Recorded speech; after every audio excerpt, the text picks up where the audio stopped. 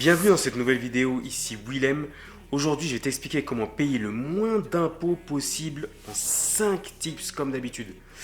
N'hésite pas à t'abonner, à partager, à liker, car chaque semaine, je publie 1 à 2 vidéos sur tout ce qui est immobilier, comment gagner de l'argent, sur le freelance. Et je te donne tous les tips et tout ce qu'il ne faut pas faire. Avant de commencer, récupère ton guide gratuitement, tes 2 guides sur la stratégie et comment présenter ton dossier bancaire pour aller voir la banque dès demain. Avant, je vais te montrer, donc regarde la photo là qui apparaît sur ma Tesla. Elle me coûte 0 € d'impôt en tant que particulier et ça me coûte même 0 € tout court. Donc reste bien jusqu'au bout, je vais t'expliquer à la fin comment j'ai fait pour arriver à faire ça.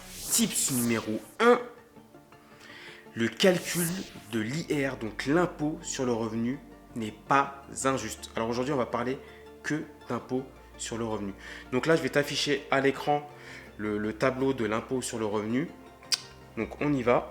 Donc là, tu peux voir le barème de l'impôt sur le revenu. Donc jusqu'à 10 225 €, tu payes 0 €. 0% d'impôt. De 10 226 à 26 000, tu payes 11%, etc. etc., etc.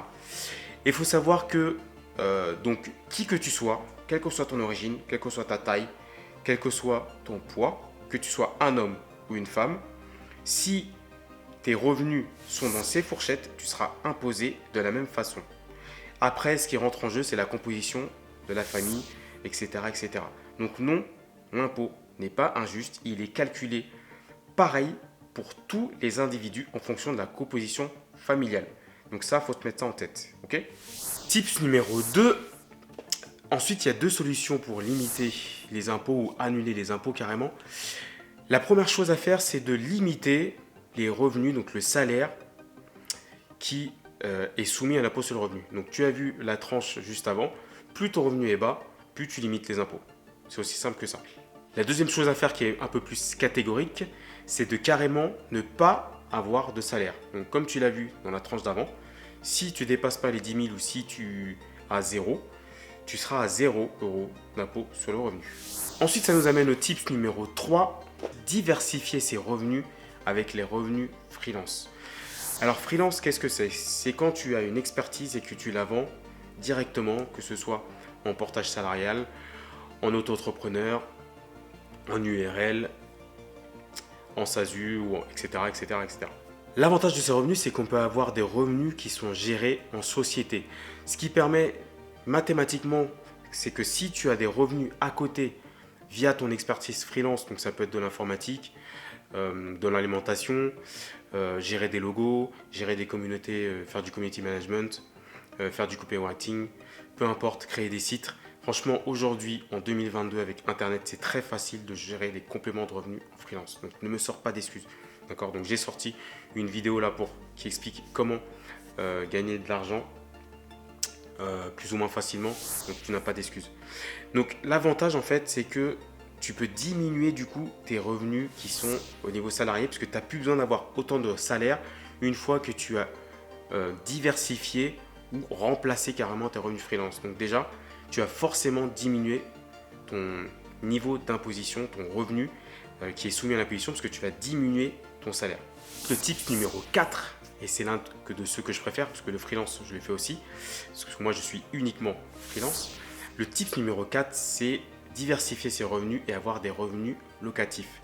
Si tu ne sais pas encore, en fait, quand tu as des revenus locatifs, notamment en LMNP, loueur meublé non professionnel, donc en nom propre, il est très facile aujourd'hui où je te parle, de limiter ses revenus, voire d'en avoir 0. Si tu as plein de charges, plein de travaux, tu as des frais notaires, tu as les comptables, tu as les meubles, etc., etc., en gros, tu les passes en charge, ça diminue ton bénéfice, donc du coup, tu es en déficit et tu payes 0 € d'impôt parce que, comme je te l'ai dit tout à l'heure, quand tu calcules des impôts sur 0 ou sur moins de 10 000 €, ça fait 0. Donc, les revenus immobiliers, donc locatifs, LMNP en nom propre, c'est très facile de ne pas payer d'impôts. Donc, concentre-toi là-dessus. Regarde toutes mes vidéos pour faire de l'immobilier et ça te permettra de diminuer la tension. Tu n'auras plus besoin autant de salaire. Tu pourras réduire ton niveau de salaire ou plus être obligé d'avoir un salaire aussi important puisque tes revenus locatifs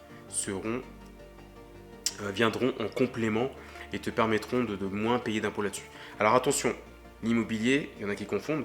Quand vous avez des revenus locatifs, vous ne payez pas 0 sur vos autres revenus. Vous payez 0 sur les revenus locatifs. Ça peut durer 5 à 10 ans si tu fais les bons placements.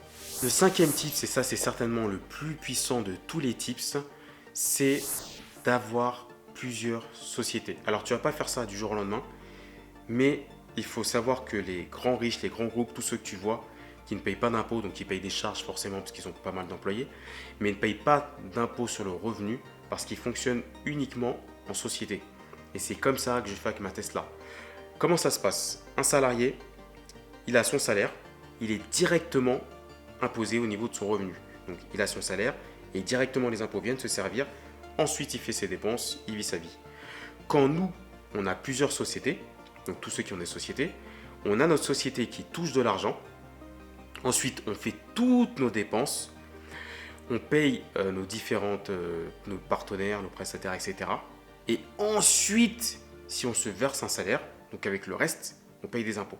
Donc la puissance des sociétés, donc d'avoir plein de sociétés, c'est d'avoir des sociétés qui ont le plus d'objets possible qui permettent de passer ce qu'on appelle en charge. Donc là, je te la fais simple, hein, mais de passer en charge les dépenses de la vie quotidienne ou qui sont liées à sa société. Et du coup, mécaniquement, quand on passe ces choses-là en charge, on ne paye pas d'impôts. Par exemple, je touche un chiffre d'affaires de 10 000 euros, j'ai des charges de 3 000 euros. Sur ces 3 000 euros, je ne paye pas d'impôts. Ce sont des charges qui sont pour ma société. Et par exemple, ma Tesla, donc qui me coûte 800 euros, avec l'assurance, ça doit faire 80, donc on va dire 900 euros par mois. Donc ma Tesla coûte à une de mes sociétés 900 euros. Ça rentre en moins, donc ça se déduit de mon bénéfice, de mon chiffre d'affaires. Et du coup, moi, mécaniquement, moi en tant que particulier, je paye 0 euros d'impôt et la Tesla ne me coûte rien.